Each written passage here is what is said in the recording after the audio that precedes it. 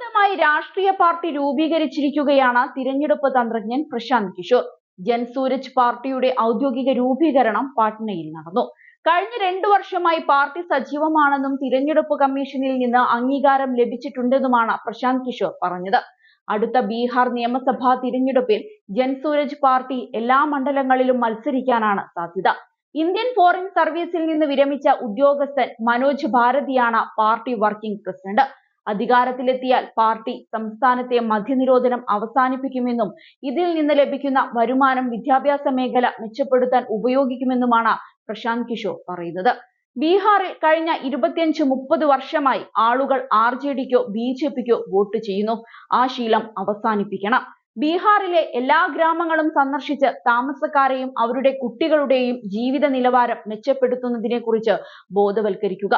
നേതാക്കളുടെ സമ്മർദ്ദത്തിന് വഴങ്ങി വോട്ട് ചെയ്യാതിരിക്കാൻ ആളുകളെ പ്രോത്സാഹിപ്പിക്കുകയും വിദ്യാഭ്യാസം, കൃഷി, തൊഴിൽ ഉൾപ്പെടെയുള്ള പ്രധാന മാനദണ്ഡങ്ങളിൽ സംസ്ഥാനത്തിന്റെ പുരോഗതിക്കായി പ്രവർത്തിക്കുകയും ചെയ്യുകയാണ് താൻ ലക്ഷ്യമിടുന്നതെന്ന് പ്രശാന്ത് കിഷോർ വ്യക്തമാക്കി.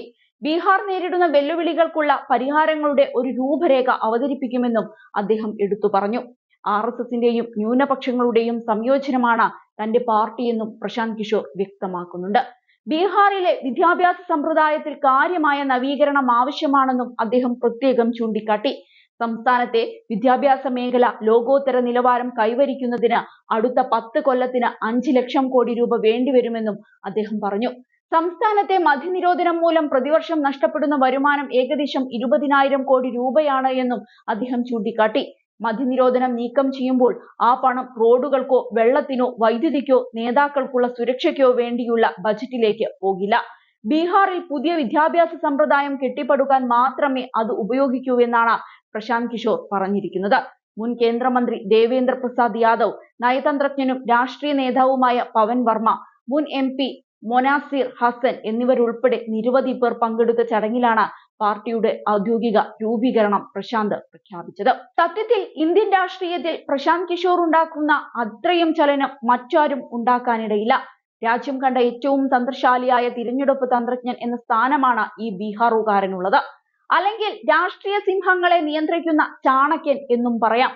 നിതീഷ് കുമാർ തനിക്ക് താഴെ പാർട്ടിയിലെ 2ാമത്തെ അധികാരമുള്ള വ്യക്തിയായി പ്രശാന്ത് കിഷോറിനെ വാഴിച്ചതും അതുകൊണ്ടൊക്കെ തന്നെയായിരുന്നു. 2014 രാജ്യത്തെ പൊതു തിരഞ്ഞെടുപ്പിൽ BJP രാജകീയമായി അധികാരത്തിലേറിയെങ്കിൽ അതിനവർ കടപ്പെട്ടിരിക്കുന്നത് പ്രശാന്ത് കിഷോറിനോടായിരിക്കും. 2012 ഗുജറാത്ത് തിരഞ്ഞെടുപ്പിലൂടെ മോദിയെ തുടർച്ചയായി 3ാമതും സംസ്ഥാന മുഖ്യമന്ത്രിയാക്കിയതിനു പിന്നിലും ഇതേ ബുദ്ധി തന്നെയായിരുന്നു. രാഷ്ട്രീയക്കാരേക്കാൾ രാഷ്ട്രീയ തന്ത്രജ്ഞർക്കാണ് മൂല്യമെന്ന് തെളിയിച്ച വർഷങ്ങളാണ് രാജ്യത്ത് കടന്നുപോയത്. ഇന്ത്യൻ പൊളിറ്റിക്കൽ ആക്ഷൻ കമ്മിറ്റി എന്ന വിപ്ലവകരമായ കണ്ടുപിടുത്തം ഒരെണ്ണം മതി പ്രശാന്ത് കിഷോർ എന്ന പേര് ഇന്ത്യൻ രാഷ്ട്രീയത്തിൽ നിലനിർത്താൻ. അതുകൊണ്ട് തന്നെ പുതിയ പാർട്ടി രൂപീകരിച്ച സ്ഥിതിക്ക് ഇനി ഈ ബുദ്ധിരാക്ഷസന്റെ രാജ്യമായി ഇന്ത്യ മാറുമോ എന്ന് കണ്ടു തന്നെ അറിയണം.